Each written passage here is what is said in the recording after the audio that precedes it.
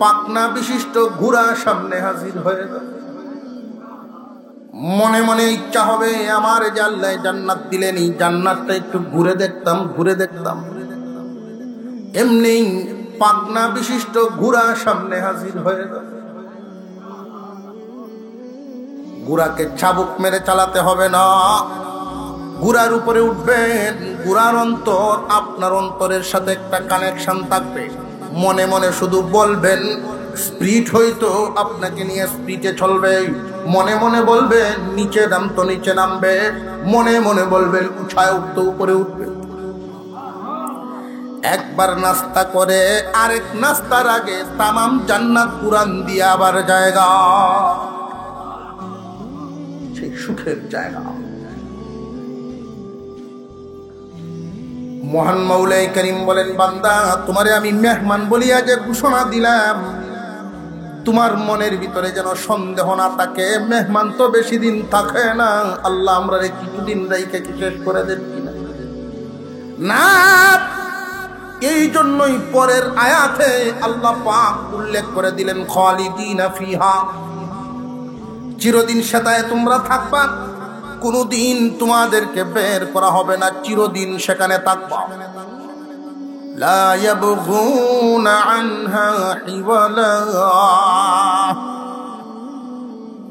আল্লাহ পাক আয়াতের শেষ অংশে আর একটা কথা বলেন, মানুষের একটা স্বভাব, এক জিনিসে বেশি দিন মন বয় না,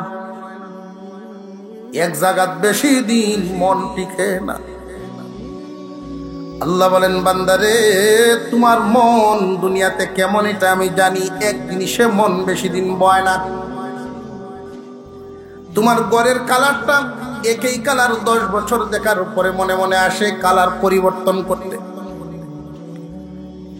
জান্নাতে যে আমি চিরদিন রাখার ঘোষণা দিলাম, তোমার মনে হয়তো উদয় হইতে পারে জান্নাতের ভিতরে চিরদিন থাকলে কি মন টিকবো না। এই জন্য আল্লাহ পাক আয়াতের শেষ অংশে জানায়া দিলেন, লা ইয়াবগুনা আনহা হিওয়ালা। রে বান্দা বান্দি, আমি আল্লাহ এই জান্নাত এমন ভাবে তোমাদের জন্য বানাইছি, এই মন এই অন্তর কোনদিন জান্নাত থেকে বের হইতে চাইবে না, কোনদিন এই মন নড়তে চাইবে না। এত সুন্দর করে আমি আল্লাহ বানাইছি, তুমি ভাবতেও পারবা না তোমার মন মতো করিয়া। আপনারা ভাবতে পারেন এত মানুষের জন্য আল্লাহ এত নিয়ামত কেমনে দিলেন। এই জন্য আল্লাহ পরের আয়াতে বলেন, আমার নিয়ামত গণনার জন্য লেখার জন্য যদি তোমরা কলম নিয়ে বসতে চাও, কালি নিয়ে বসতে চাও, তামাম পৃথিবীর সমস্ত বৃক্ষরাজি সমস্ত কিছু যদি কলম বানায় নাও, তামাম দুনিয়ার সমস্ত পানিও যদি কালি বানায় নাও, সমস্ত প্রাণীদের হায়াত এক করিয়া লিখক যদি লেখা শুরু করে দেয়, পানিও শেষ হবে, হায়াত শেষ হবে, কলম শেষ হবে, আমার নিয়ামত লেখা শেষ করতে পারবা না। এইরকম যদি আবারও পুনরায় লো, এরপরেও শেষ হবে না। এর দ্বারাই আল্লাহ বুঝাইলেন মহান মাওলার ক্ষমতার কাছে এই নিয়ামত কিচ্ছু না।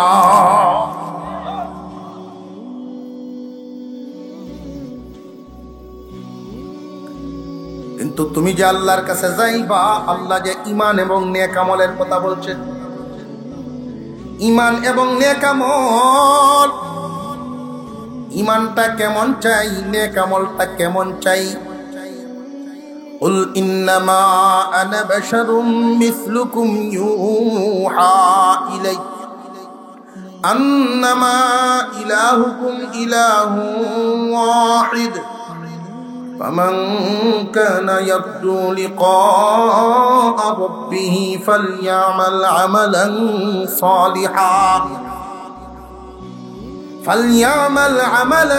صالحا ولا يشرك بعبادة ربه أحدا। ভালো করে বুঝবেন, গুরুত্বপূর্ণ কথা। রে দুনিয়ার মানুষ, আল্লাহ তোমার কাছে কি চান? আল্লাহ যে ঈমান এবং আমল চাইলেন, তোমার ঈমান আমলে যেন কোনো বেজাল না থাকে। কথা বুঝে আসতেছে? মহান আল্লাহ বলেন, যারা চাও আমার সাক্ষাৎ, জান্নাতের ভিতরে আইসাই তো আমার সাথে সাক্ষাৎ পাইবা। এই জান্নাত যারা চাও, আমার দিদার যারা পাইতে চাও, তারা ঈমান এবং আমল যে নিয়ে আসবা। তোমার ঈমান এবং নেক আমলে কোনো বেজাল যেন না থাকে, নির্বেজাল হইতে হবে। বেজালটা নিয়ে আমার সামনে দাঁড়াইতে পারবা না। দুনিয়ার জমিনে দেখবেন, বাজার করতে গিয়া যদি টাকাটা সিরাও থাকে, হয়তো না চলতে পারে, অপরাধ নাই, তো জাল টাকা নিয়ে গেলে অপরাধ আছে না নাই? বান্দা খুব হিসাব নিকাশ করিয়া করবা ইবাদত। ইয়াকা না'বুদু ওয়া ইয়াকা নাস্তাঈন, সাহায্য চাইবা একমাত্র আল্লাহর কাছে, গোলামি করবা একমাত্র আল্লাহ। মহান মাওলাই করিম বলেন, যারা চাও আমার দিদার, শিরিক মুক্ত ঈমান বেদাত মুক্ত আমল নিয়ে আসো, নির্বেজাল ঈমান আমল। এইখানে কয়েকটা কথা বললে আলোচনা শেষের দিকে যাবে, খুব মনোযোগের সাথে শুনেন কথাগুলো। সমস্ত ইবাদত 3 ভাগে বিভক্ত। ইবাদত কয় ভাগে বিভক্ত? আমরা যত ইবাদত করি, হয়তো ইবাদতটা হবে শারীরিক, না হয় ইবাদত হবে মালি, আর না হয় ইবাদত হবে শরীর এবং মাল উভয়টা দিয়া। শারীরিক ইবাদত নামাজ, রোজা, জিকির, আজকার, কোরআন তেলাওয়াত, শরীর দ্বারা যত ইবাদত সব শারীরিক ইবাদত। মালি ইবাদত, কুরবানি, যাকাত, সদকা, দান, খয়রাত, এগুলো মাল দ্বারা ইবাদত। শরীর এবং মাল উভয়টা দিয়ে ইবাদত। যেমন হজ করা আছে না নাই? কয় জাত হইল? ওয়াজ ওয়াজ কই করতেছি আজকে আমরা? ঘুমো খেলা খেলা খেলা খেলা ঘুমো, একটু আত্মুল হচ্ছে দিই। এই যে দেখুন কারবারটা তৈরি করেছে। ঘুমো থেকে আতুড়ায়ের মানে হইল ঘুম, পুরা ঘুমো না, লিলিয়া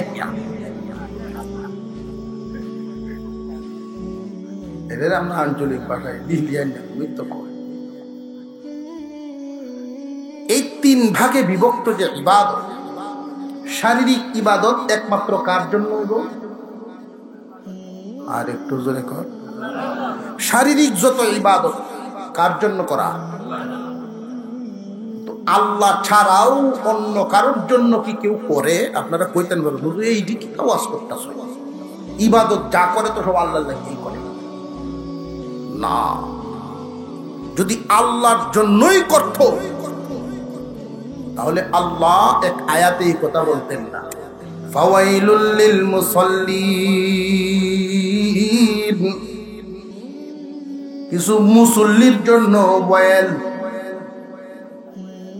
নামাজ পড়ে কিন্তু আল্লাহ খুশি না, এদের জন্য যন্ত্রণার ব্যবস্থা রাখছে।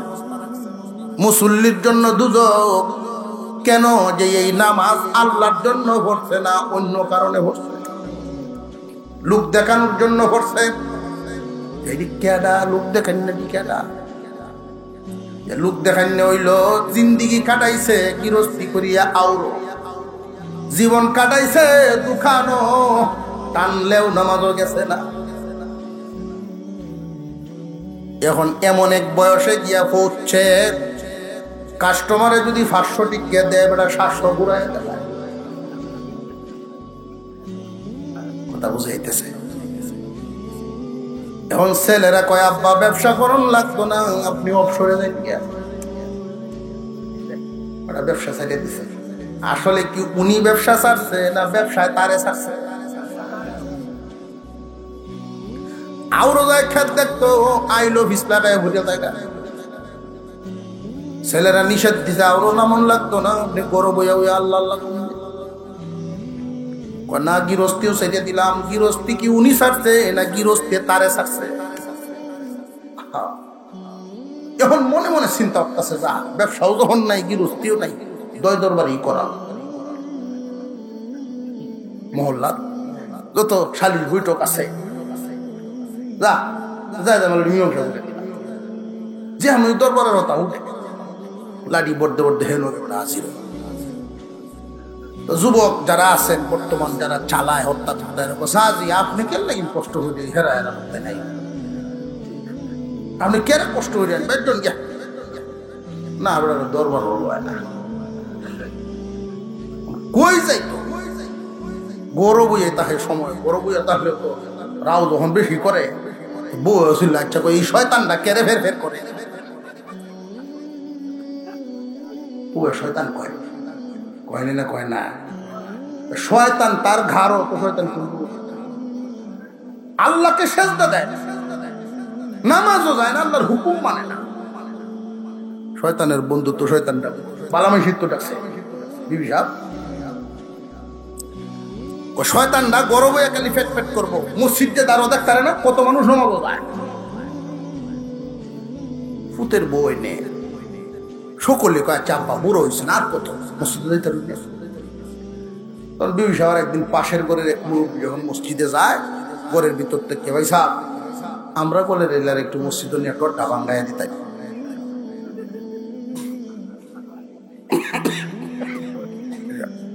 ওইলা ওইলা ডড্ডা ভাঙ্গাইছে প্রথম নিচে এই মসজিদের সাইডের কিনার দিয়ে বসে আর দেহে মানুষ দেহে খেলা কি তা কয় না কয় যেই সপ্তাহ দুই এক চায় এই লোকটা কি আসলে আল্লাহর একটু সত্য গেছে এইটা হইল আমি একটা উদাহরণ দিই দেখবেন দান বাক্সত মাঝে মাঝে সিরা টেহা পাওয়া যায় সিরা অচল যে এটা দিছে দেখছে কোনো দোকানও চলে না কোনো মালও চলে না যত্ন হইলে তো শুক্রবারে জ্বালাইবো আল্লাহরে দেব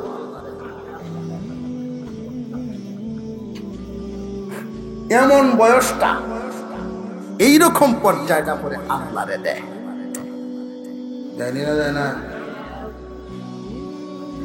সপ্তাহ দুই সপ্তাহ যখন যায় তখন তোর ডর হয়ে গেছে সারা জিন্দিগি ব্যবসা করছে অর্থ সম্পদের অভাব নাই ফুত আল্লাহর মাল নজন সপ্তাহ ঠিক আছে এটাও যখন ছুটতেছে গা জুমার দিন ইমাম সাহেব যে বয়ান করছেন নামাজের ফজিলত নামাজিদের উপরে আল্লাহর রহমত না তো এই রহমত সর্বপ্রথম এই ইমামের উপরে এরপরে যায় ইমামের পিছনে যিনি বেটা এই ওয়াজ শুনলে মনে মনে কয় যা হইলাটা করলেই ধরতাম ইমামের উপরে যে রহমত করে হেঁটে করলো না নাই 2 নম্বরটা আসি মনে মনে সিদ্ধান্ত নিয়া বাই দিয়ে কয় একটা যায় নামাজ দিচ্ছেন বসো তো এটা কয়েকদিন থেকে মসজিদও গেছ যায় নামাজ দিচ্ছ তা একটা জায়গা দখল করা জিন্দিগি দেখাড়াইছ আইল টিল্লিয়া শিম টিল্লিয়া জায়গা দখল করি মসজিদও গই তারা তুই বুঝতে না রহমত রহমত যায় নামাজ দেবটা বিচাইতেছে ব্যক্তিগত যায় নামাজ মসজিদে যদি কেউ ব্যবহার বা বিছায়া রাখতে চায় ঘোষণা দিয়ে রাখতে হবে আমি বিছাইতেছি যে আগে আইব সেই বই আমার অধিকার নেই যদি আইসা যদি কেউ বসে এখানে তুলতে পারবে না এটাই মাসালা এই বেড়ায় করে কি যদি দেখে যে কেউ বই উঠছে দেও না বিছাইতে তুই চাই শর্মায় উঠে এই বেড়া কোনদিন বইব তুললে যেতে দেখলে আরো 10 জনে দেখলে ইমামের পিছনের জায়গাটা এমন একজন ব্যক্তি মুয়াজ্জিন নির্দিষ্ট থাকলেও না আর না হয় যিনি ইমামের স্থলাভিষিক্ত হতে পারবে নামাজে কোনো প্রবলেম হয়ে গেলে উনি তো মানুষ হইতেই পারে বাকি নামাজটুকু যেন চালায় নিতে পারেন এমন ব্যক্তির জায়গাটা যিনি মুয়াজ্জিন সাহেব ডরায় কিছু কইতাছে না যে বেটায় বইছে 7 ফুটের বাপ 9 ফুটের বাপ চাকরি তাহে কিনা, কারণ আমরা চাকরিটাতে আপনারা রাখছি না। আপনারা বউ চললেও তো 3 বার লাগে, 3 বার না, আর আমরাটা একতলাই পরিষ্কার। যদি কয়ে যান শেষ খেলা, এবার রাখছো, এই জন্য তো ডরান। আর যদি আমরা একটু ভালো অবস্থায় রাখতে, গত সপ্তাহের ঘটনা, লালমাই, কুমিল্লা লালমাই, এক ইউনো, আশ্চর্য হয়ে গেলাম মেসেজটা দেখে, সংবাদটা পেয়ে। মুয়াজ্জিন সাহেব ওনাকে চিনতে পারে না, প্যান্ট শার্ট টাই লাগাইয়া জুমার দিন খতিবের পিছনের জায়গায় গিয়ে বসছে, উপজেলা মসজিদে গিয়ে বসছে। মুয়াজ্জিন সাহেব নামাজের সময় বলছে যে আপনি একটু সরে বসেন। এই আপনি সরে বসেন কথাটা বলার কারণে তার চাকরি শেষ। চাকরিটা তো তারা তো একতলায় পরিষ্কার, কথা বুঝে আসছে।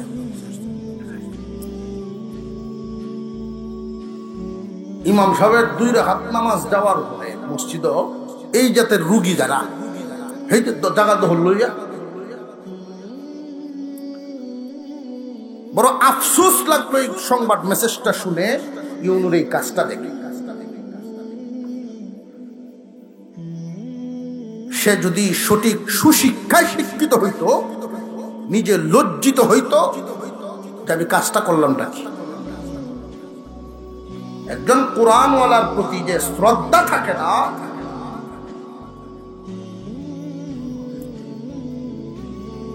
আপনারা লক্ষ্য করে দেখেন। যেহেতু জেহনে আইসে গেছে ফাঁকে, কথাটা বলে দিই, এটা আমলে কাজে লাগবে, সারা জীবন মনে রাখবেন। আদম আলাইহিস সালামকে সেজদা করার জন্য আল্লাহ যখন হুকুম দিলেন ফেরেশতাদের, এই আদমকে সর্বপ্রথম আল্লাহ শিখাইলেন ওয়া আল্লামা আদমাল আসমাআ কুল্লাহা। আল্লাহ ইলম শিক্ষা দিয়েছেন সর্বপ্রথম। ইলমে দ্বীন শিক্ষা দিয়েছেন কে? আল্লাহ আদমকে। ফেরেশতারা বলতে পারলো না, আদম সব নাম বলে দিলেন। আল্লাহ ঘোষণা দিলেন ইলম সে পাইছে, আমি তারে ইলম দিছি, সম্মানিত করেছি, তোমরা তাকে সম্মান জানাও, সেজদা দাও। সমস্ত ফেরেশতারাই সেজদা দিয়েছেন। একজন ফেরেশতা তুলনামূলক আগে দিছে, তুলনামূলক আগে দিছেন। ওই ফেরেশতার নাম ইসরাফিল আলাইহিস সালাম। আল্লাহ খুশি হয়ে ইসরাফিল আলাইহিস সালামকে একটা পুরস্কার দিলেন। আমি আল্লাহ ইলম দিলাম যাকে, তুমি সম্মান দিছো তাকে, আর তুমি সম্মান দিয়েছো সেই আলেমকে, আমি তোমাকে একটা পুরস্কার দিলাম, 30 পারা কোরআন তোমার কপালে লিখে দিলাম। ইসরাফিলের কপালে লেখা। পক্ষান্তরে সেজদা দেয় নাই শয়তান, ইবলিসে শয়তান দেয় নাই। ইবলিস হয়ে গেল লানত প্রাপ্ত। একজন আলেমকে যেই মানুষটা সম্মান দেয়, আল্লাহ তাকে একটা পুরস্কার দেন। সাধারণভাবে আলেম ওলামা হাফেজ কারি তাদেরকে যারা সম্মানের নজরে দেখে ইজ্জত দেয়, আল্লাহ তাদেরকে যেই পুরস্কার দিবেন সেটা হলো, সর্বনিম্ন পুরস্কারটা হলো ঈমানের সাথে মওত। আর যারা ঘৃণা করে, অপছন্দ করে, ইহানাতের নজরে দেখে, আল্লাহ এদেরকে দিবেন বেঈমানের মরণ। সাবধান। যেটা বলতেছিলাম, মসজিদে এমন রুগী আছে না নাই?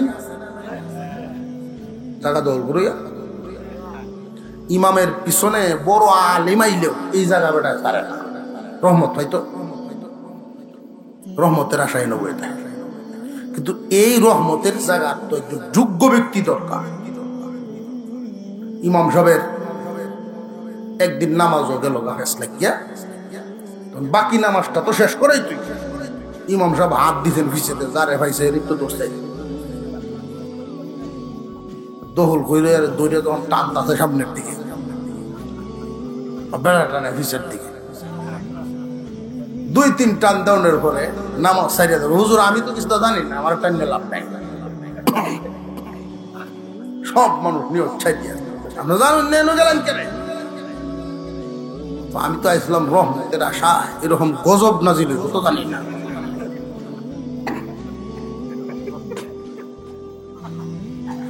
এই যে জায়গা ছাড়ছি আর বাচ্চা এই জায়গা দাঁড়িয়ে থাকে। মসজিদে গিয়ে ফাঁক কাটা বসবো, দুলা যদি ভাই বসিয়া আল্লাহর বড় দুলা, ইমাম সাহেব মসজিদ সাহেব আল্লাহর বড় দুলা, তার কষ্ট লাগবে ইমাম সাহেব পরিষ্কার করে। তুমি কি তোর এই কামটা তো তুমি করবা, নামাজ পড়ছো, আল্লাহর হুকুম পালন করছো, মসজিদ সাফ করবা দিল সাফ করার জন্য। আজান দিতেন হযরত বেলাল, সাফাইয়ের কাজ করতেন সিদ্দিক আকবর রাদিয়াল্লাহু আনহু। এই সিফত আমাদের মধ্যে নাই, এই জন্য 10 বছরের মুসল্লি গীবত ছাড়তে পারে না। দিল সাফ করার ওষুধ দেয় না যে। শারীরিক যত ইবাদত একমাত্র কার জন্য? বিয়ের বাড়িতে গেছে বেটা, গিয়ে দে সব নামাজ করছে একটা বিহুদ, আহারে এমন এক টাইমে আয়া বসি না ফারিয়ে কারো নামাজটা আল্লাহর না বেওয়াই ব্যাংক নামাজ। ইলেকশনের আগ মুহূর্তে 6 অক্টোবর পরে 5 অক্টোবর না 6 অক্টোবর পরে জানিয়ে কইতেছে, জানা আছে দেখতে কইতেছে। একই গ্রামে 15 মিনিটের ব্যবধানে আসরের নামাজের টাইম। এমন হয়নি না, হয় না? 2-1 দিন পরে ঠিক হয়। আগের দিন ঘোষণা হয়েছে এই মসজিদ 15 মিনিটের বেশ কম হয়ে না। প্রার্থী হইলা মসজিদও গিয়ে আর সাথে নামাজ পড়ছে, দোয়াটো লইয়া পরের মসজিদও গেছে, নামাজ হচ্ছে না। তখন কি করবো? তখন তারা করতেছে কোনটা করবো, যদি যাইগে মনে হলো নামাজ পড়ছি না, যাও যা করে কথা কারো সবিত সয়াত আল্লাহর নামাজ না ইলেকশনে। আমি দৌড়া হস করার পরে আত্মীয় বাড়িতে বেড়াইতে গেছি, বেটা তালুই লাগে সম্পর্কে, নামাজ যে ফরে না, এটা টুপি মাথার তাই পাঞ্জাবিও ফিনতে, তো নামাজ যে সে ফরে না এটা তো বুঝা তো যায় না। পরে আমি বুঝতে পারছি রে, এই টুপি তো বয়সের টুপি, এই পাঞ্জাবি তো বয়সের পাঞ্জাবি। একদম পাক্কা মুরব্বী, দাড়িওয়ালা মুরব্বী, সাদা দাড়িওয়ালার যদি শার্ট ফিন্দায়, টাই টুই বান্ধায়, প্যান্ট ফিন্দায়, সারে বান্দরটা লান্দা যেত না, বয়সের পোশাক পাঞ্জাবি করছে, নামাজ না। আমি আসরের সময় আমি কইতেছি মসজিদ যখন দূর, তা আসেন আমরা দুজনে জমা এখন না বাজান আপনি পড়াই কিরি ইচ্ছা কই কেরে না বাজান আপনি পড়াই। তো মা ওই সব চাইছে, ছেলেটা বলতেছে বড় না আয় কার হইছে, উজু আছে কিনা জানি না, কার হইছে ঠিক। আশ্চর্য হইলাম, জিন্দিগি কই খাটাইলো। 4 রাকাত নামাজের পরে আমি যখন সালাম ফিরাইছি, সালাম কোন দিকে ফিরাই? প্রথম এই বেটা ফিরাইছে বাউ দিকে। আচ্ছা আমি ডাইন দিকে, উনি বাম দিকে, মুখ একখানে উঠছে না।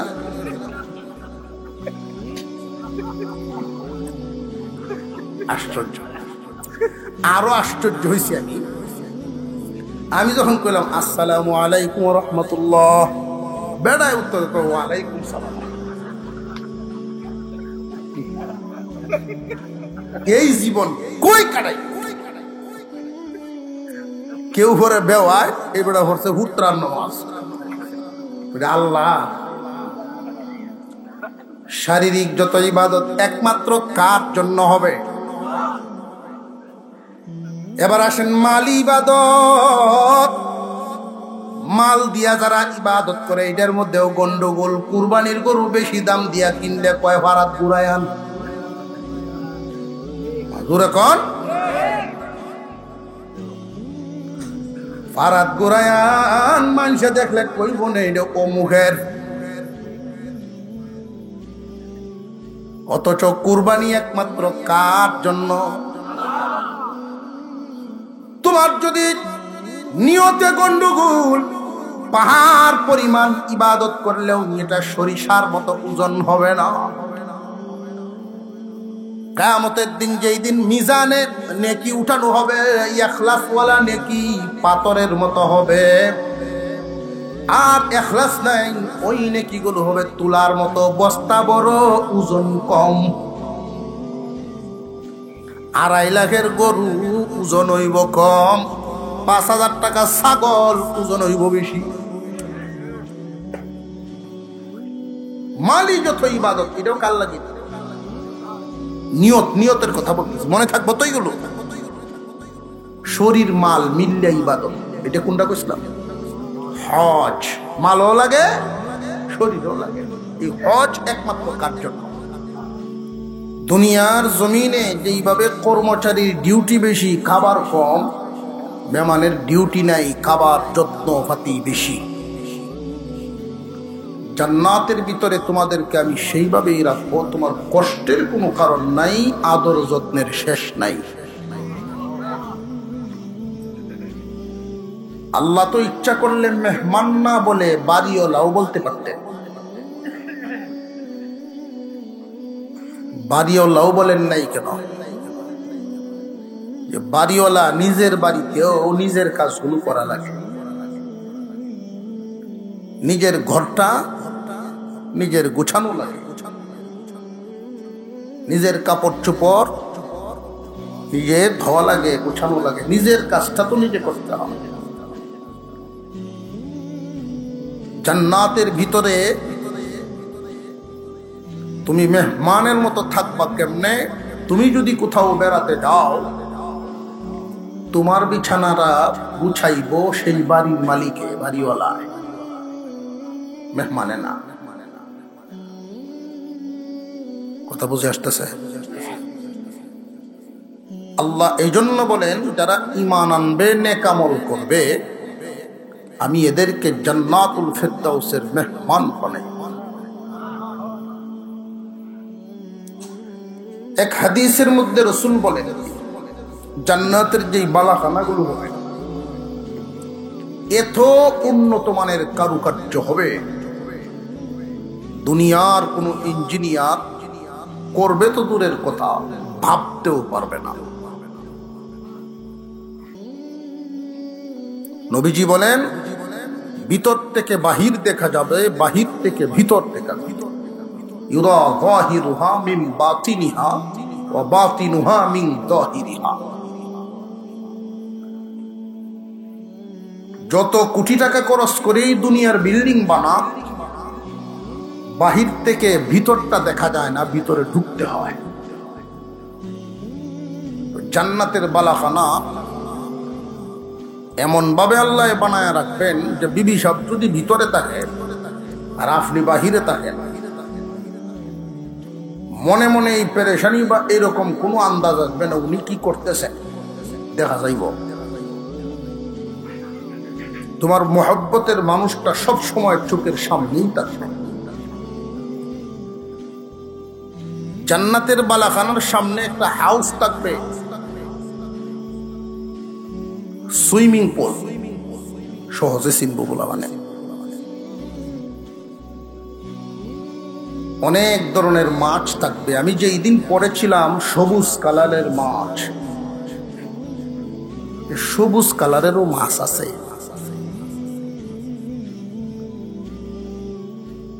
গত জুমার নামাজের পরে আমার এক আত্মীয়র বাসায় দাওয়াত, তো খাবার খাইতে দিছেন, যেই মাছটা দিছেন এই মাছের কাঁটাটা আমি ভাবছি কি রে প্লাস্টিক, কেমনে সবুজ কালারের কাঁটা। তখন আমার মনে হয়েছে, আমি যেদিন মুতালা করছিলাম ওই দিন প্রশ্ন জাগছিল আমার মনে, সবুজ কালার মাছ তো দেখি নাই। আমার সামনে সবুজ কালারের কাঁটা, প্লাস্টিকের মতো মোটা মোটা। তো উনি বললেন, হুজুর আমি কাইকে মাছটা আনছি, 5 কেজি ওজন ছিল। কি মাছ? আমি সায়া রয়েছি তার দিকে, বেয়ান তার জালাপ করলে ব্যাপার, আমরা মাছ চিনি না।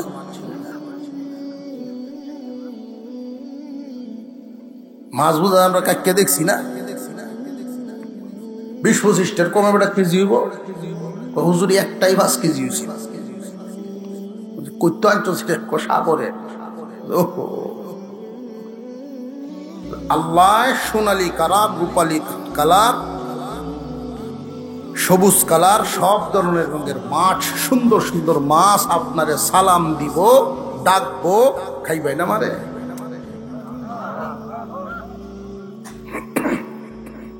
তো স্বামী স্ত্রী একজন আর একজনের দিকে তাকায় কই খাইতা। মহব্বতের মানুষের লইয়ে খাইলে বালা। অনেকেই হয়তো মনে মনে ভাবতেছেন, আহা যে মানুষটার কথা কইতাছেন হুজুর, কি মহব্বতের মানুষটা।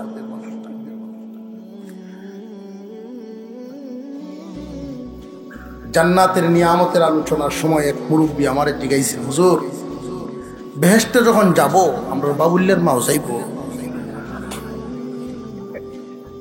উনি গেলে কি সমস্যা? কাহা 35 বছর হুজুর হুরিয়ালছে আমারে, রাখছে আল্লাহ, হেরুলে যাইতো না, রাজি না।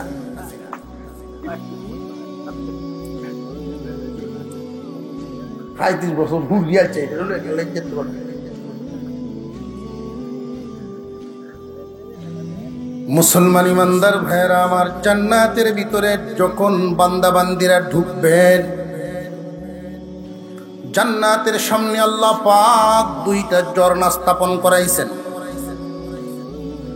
একটা ঝর্ণার পানি পান করাবেন, আর একটা ঝর্ণার পানি দিয়া গোসল দেওয়া হবে। যেই মাত্র ঝর্ণার পানি দিয়া বান্দা বান্দিকে গোসল দেওয়া হবে,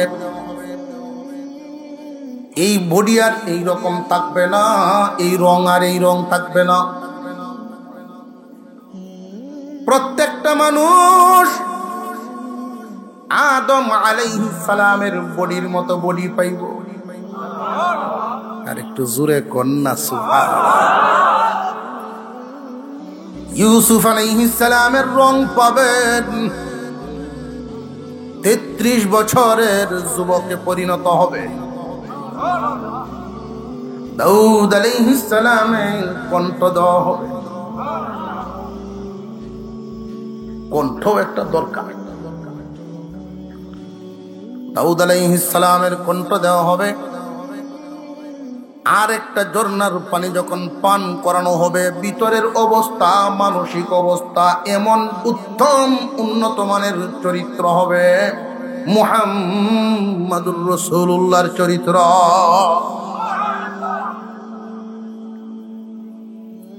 সেই জান্নাতে যাইতে রাজি আছেন তো?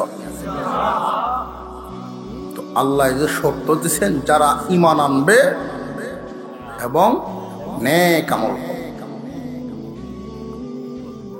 কথা বুঝে আসতেছে আপনাদের? জায়গা তাই ঘুরিয়া এই মামলত তুলে যাওয়ার লোক, ঈমান এবং নেক আমল। নেক আমল আল্লাহ আগে বলছেন না ঈমান আগে বলছেন? ঈমানটাকে আগে বলার কারণ কি? যে ঈমান হলো, সহজে বোঝার জন্য বলি, ব্যাগের তলার মতো। ব্যাগের যদি তলা না থাকে, সারা দিন করিমগঞ্জ বাজার করবে, কয়টা আইব বাড়ি। আর যদি তলাটা থাকে, একটা ফেজ কিনলে দিয়ে। কথা বুঝে আসতেছে? ঈমান কি জিনিস? ঈমান কাকে বলে? এটা এমন এক দৌলত, এত দামি দৌলত, যদিও চোখে দেখা যায় না, হাতেও ধরা যায় না, দাম তার অনেক। হুজুর আকরাম সাল্লাল্লাহু আলাইহি ওয়াসাল্লাম বলেন, যাররা পরিমাণ ঈমান নিয়েও যদি কেউ দুনিয়া ছাড়ে, যাররা পরিমাণ ঈমান নিয়ে যদি দুনিয়া ছাড়তে পারে, আল্লাহ তবুও তাকে 10 দুনিয়ার সমান একটা জান্নাত দিবেন। যাররা পরিমাণ, যাররার পরিমাণটা কত? সরিষার দানা, যে না না আরো ছোট। দেখবেন সূর্যের আলো বাহির থেকে অনেক সময় বেড়ার ছিদ্র দিয়ে ঘরের ভিতরে যায়। এই আলোটার মধ্যে অনেক ধুলাবালি উঠতে দেখা যায়, যেটা খালি চোখে দেখবেন না। এই আলোতে আছে, এই জন্য ধুলাটা দেখতেছেন, স্বাভাবিকভাবে দেখা যায় না ছোট হওয়ার কারণে। এই একটা বালু কণা, ধুলার কণা পরিমাণ সমান ঈমান নিয়েও যদি কেউ যাইতে পারে, তবু আল্লাহ তাকে জান্নাত দিবে।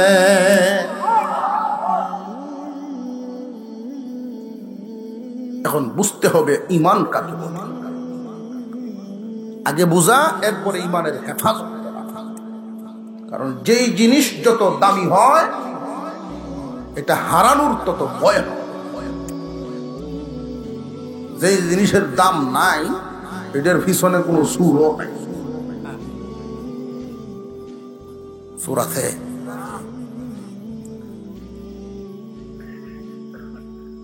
এই ঈমান লুঠার জন্য শয়তান বিভিন্ন ভাবে জাল পেতে রাখছে।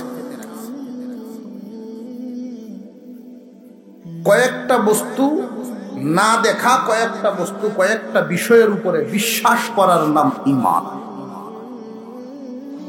কয়েকটা কথার উপরে বিশ্বাস করার নাম ঈমান। 1 নাম্বার, আল্লাহ শব্দটাকে, আল্লাহর উপরে বিশ্বাস করা ঈমান।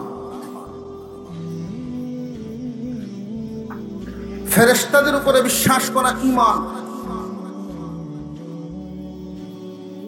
কিতাব সমূহ, নবীগণ, পরকাল,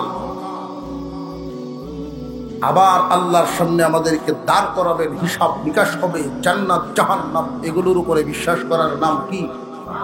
ঈমান। এগোটা কি আমরা চোখে দেখছি কোনোদিন? অনেক মানুষের মনের ভিতরে দ্বিধাদ্বন্দ্ব, দেখছি না, খালি শূন্য শূন্য তো বিশ্বাস করে আইতাছি। ইতমিনানের জন্য আমি আপনাদেরকে এই কথাগুলো বোঝাচ্ছি। ঈমান যেন পরিপূর্ণ হয়, মজবুত হয়।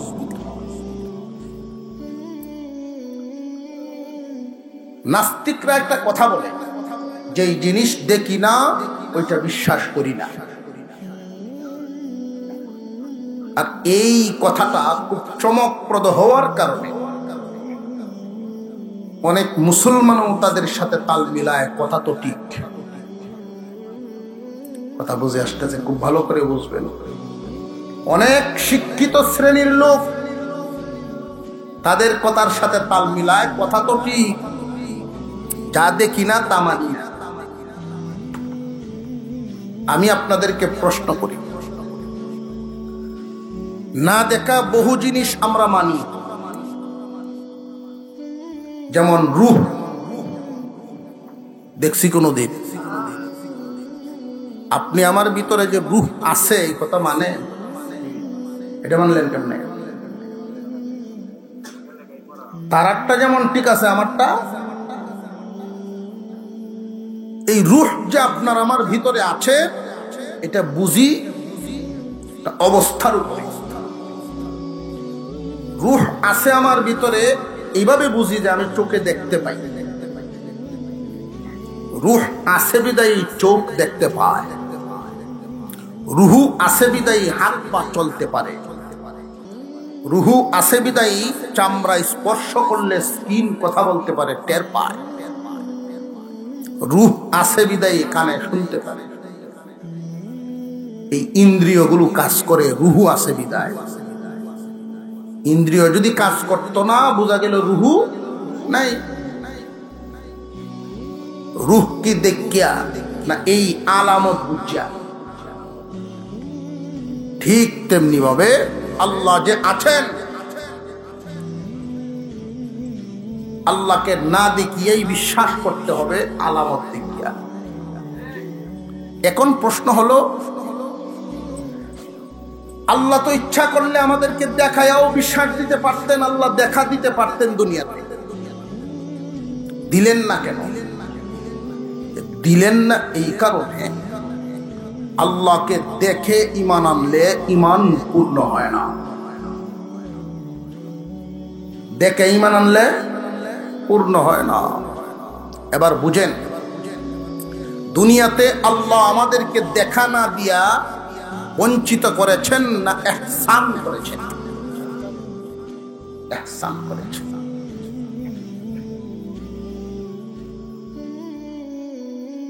আমরা যে এই পৃথিবীতে বসবাস করি, এই পৃথিবীটাকে চতুর্দিক থেকে একটা মহাশূন্যে ঘিরে রেখেছে, বিশাল মহাশূন্য। আবার সেই মহাশূন্যটাকে কঠিন পদার্থে ঘিরে রেখেছে। কোরআনের ভাষায় সেই শক্ত পদার্থটাকে সামাউন বলে, আসমান বলা হয়, আকাশ। আকাশের নিচে জমিনের উপরে বিশাল মহাশূন্যটাকে আল্লাহ কিছু বাতি, কিছু জ্যোতি দিয়ে সাজাইছেন। এর মধ্যে দুইটা, একটার নাম সূর্য, একটার নাম চন্দ্র। আমরা দেখিনি না? দেখি না। এই সূর্যটা পৃথিবী থেকে 13 লক্ষ গুণ বড়, প্রতিদিন চলতেছে, কোনদিন বন্ধ আছে?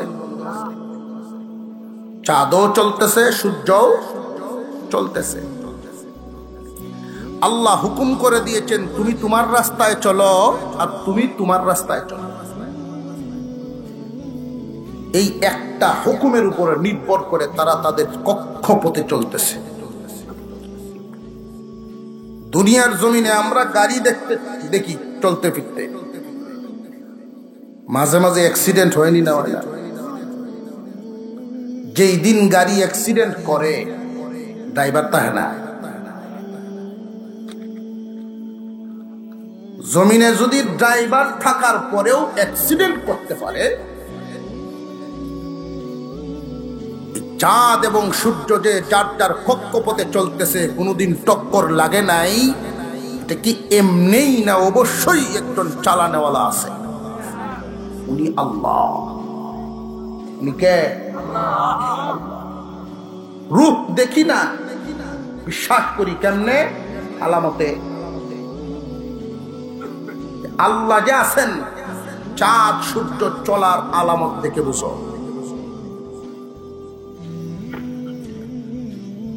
জমিনের উপরে আমরা অনেক প্রাণী দেখতে পাই, যেমন একটা গাভী, গরু।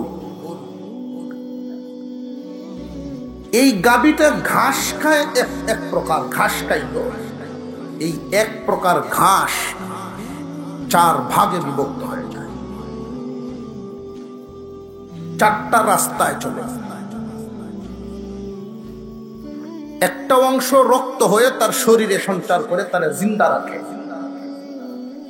আরেকটা অংশ পেশাব হয়ে বেরিয়ে যায়, আরেকটা অংশ পায়খানা হয়, আরেকটা অংশ তোমার রিজিকের জন্য আল্লাহ দুধ বানায় বের করে।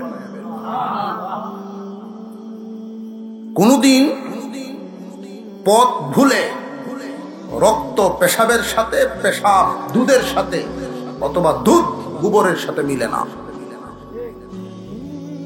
এমনি চলে না, সালানেওয়ালা একজন আছে, উনি কে? অনেক মহিলা মা বোনরাও সজাগ আছে, হুজুর আমরা তো কিস্তা চিনাইল না। তারা মুরগি ফেলে না, মুরগির নিচে ডিম দেওয়া হয়।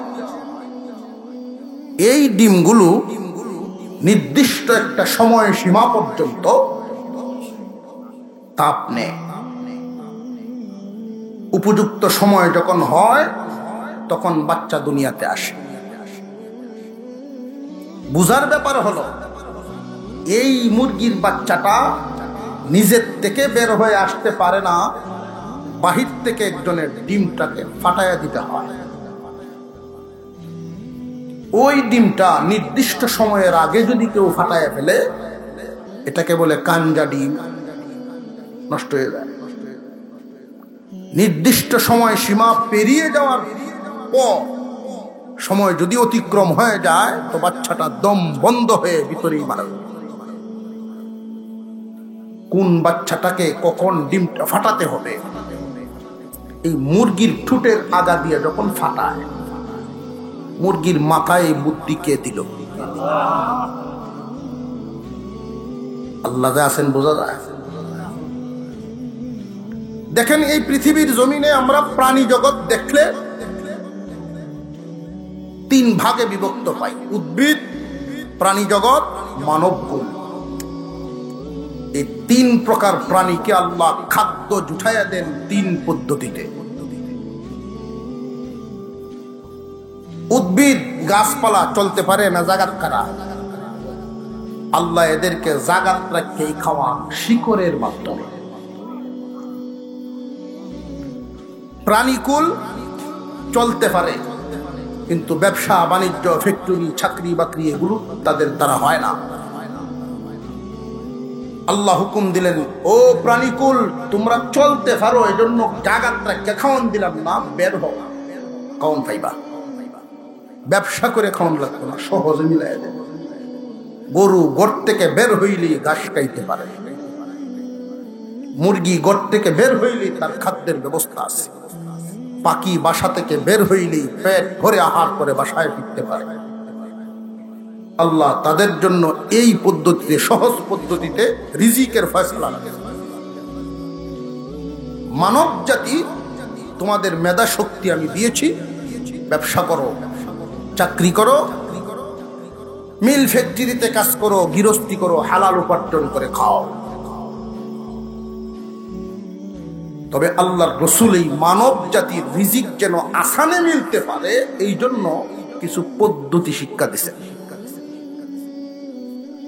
আল্লাহর রাসূল বলেন, 5 ওয়াক্ত নামাজ যত্ন সহকারে পড়ো, তোমার রিজিক মিলানোটা সহজ হয়ে যাবে। কেউ 1000 টাকা ইনকাম করতে সকাল থেকে সন্ধ্যা পর্যন্ত পরিশ্রম করে, আর কাউকে আল্লাহ এমন বিদ্যা শিক্ষা দিচ্ছেন 1000 সে 10 মিনিটেই কামাতে পারে। 10 মিনিটের কাজ 1000 ইনকাম, এমন আছে না? নাই? আল্লাহ যে আছেন এই কথাটার উপরে বুঝে আইছে তোমাদের, এটার নাম ঈমান। খুব যত্ন সহকারে রাখবেন। এবার আসেন নেক আমলের দিকে যাই। ইন্নাল্লাযীনা আমানু ওয়া আমিলুস সালিহাতি কানাত লাহুম জান্নাতুল ফিরদাউসি নুজুলা। আল্লাহ বলেন, ও দুনিয়ার মানুষ, নিশ্চয়ই যারা ঈমান আনবে, নেক আমল করবে, আমি তাদেরকে জান্নাতুল ফেরদাউসে মেহমানের মতো, কোনো কাজ নাই, কোনো ডিউটি নাই, কিন্তু যত্নের অভাব নাই, খাদ্যের কোনো অভাব নাই, কোনো পেরেশানি নাই। তারা যখন জান্নাতের ভিতরে মানুষ ঢুকবে, রে বান্দা বান্দি, তোমরা যখন যেই খাদ্য খাইবা, খাদ্য খাইয়া মুচুরা দিতে পারবা না, ঘুরান দিতে পারবা না, এর আগেই আমি সেই খাদ্য পূরণ করে দেব। কোনো টেনশনের কারণ নাই। মাছ খাইলা, তোমার চোখের সামনেই মাছের কাঁটাটা আবার মাছে পরিণত হয়ে যাবে। একটা শরীর থেকে কলা খাইলেন, তাকায়া দেখবেন সেই শরীরটা আবার কলায় পরিপূর্ণ হয়ে গেছে। দুনিয়াতে একটা খাবার যদি ফ্রিজ থেকে বের করে খেয়ে ফেলো, তোমার টেনশন হতো এই ফ্রিজ আর একবার কোন দিন ভরতাম। ওইখানে কোনো টেনশন নাই, অশান্তি বলতে কোনো কিছুই নাই, পেরেশানি বলতে কিছুই নাই। একবার খানা খাইবা জান্নাতের ভিতরে।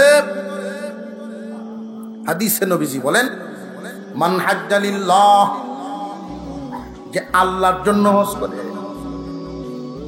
অনেকে কিন্তু আলহাজের হজ করে, আলহাজের আছে না, আলহাজ লেখছে না, দেখতে ইমাম সাহেবের চাকরি শেষ।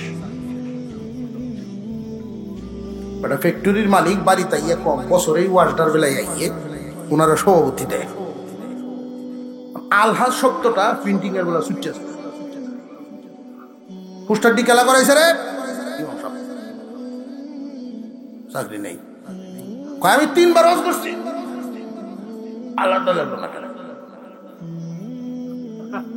কি যাতে রাজি ডেল্লা বুঝগে।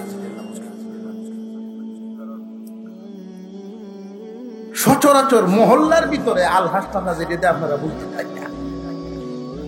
মহল্লার ভিতরে আমরা সাধারণভাবে বুঝতাম কেমনে, হাজি সাহেব কইলে চা খাওয়ায়, হাজি সাহেব করে ডাক দিলে চা খাওয়ায়, খুশি হয়।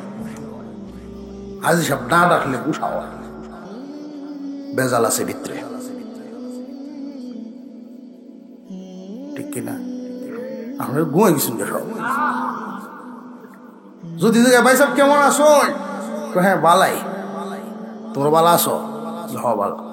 আমি যে হজ করছি তুমি মনে হয় শুনছ না, বেজাল আছে না নাই? শারীরিক ইবাদত, মাল ইবাদত, শরীর মাল মিল্লা ইবাদত। কুল ইন্নামা আনা বাশারুম মিসলুকুম ইউহা ইলাইয়া আন্নামা ইলাহুকুম ইলাহুন ওয়াহিদ। সর্বশেষ অংশে আল্লাহ গুরুত্বপূর্ণ কথাটা তুলে ধরেন, ইমানদার ও আমলদার, তুমি যে জান্নাতে যাইবা আমার দিদার চাবিকা রাব্বিহি ফালইয়ামাল আমালান সালিহা ওয়ালা ইউশরিক বিইবাদাতি রাব্বিহি আহাদা। আমার সাথে কাউকে শরীক করবা না। মনে থাকবো তো? এই কপালটা যেখানে সেখানে ঢুকানো যাবে না, ঢুকানো যাবে না। মাজারও জুহায় দেয়, কবর দেখলে জুহায় দেয়, ফিরের ফায়ে জুকায় দেয়। তোমার এই কপালটা অন্যান্য প্রাণীদের মতো না। অন্য প্রাণীরা খাদ্য খাইলে দেখবেন খাদ্য খাওয়ার সময় মুখের সাথে মাথাও যায়, ঝুঁকে যায় খাদ্যের সাথে। আল্লাহ তোমার মাথাটা বানাইছেন আরেক ভাবে, তোমার বডিটা বানাইছেন আরেক ভাবে। খাদ্য খাইলে ঝুঁকতে হয় না, অটোমেটিক উপরে উঠে ঝুঁকবা একমাত্র আল্লাহর কুদরতি পায়। মনে থাকবে তো ইনশাআল্লাহ। আল্লাহ আমাদেরকে সহি বুঝার তৌফিক দান করেন, বলুন আমিন।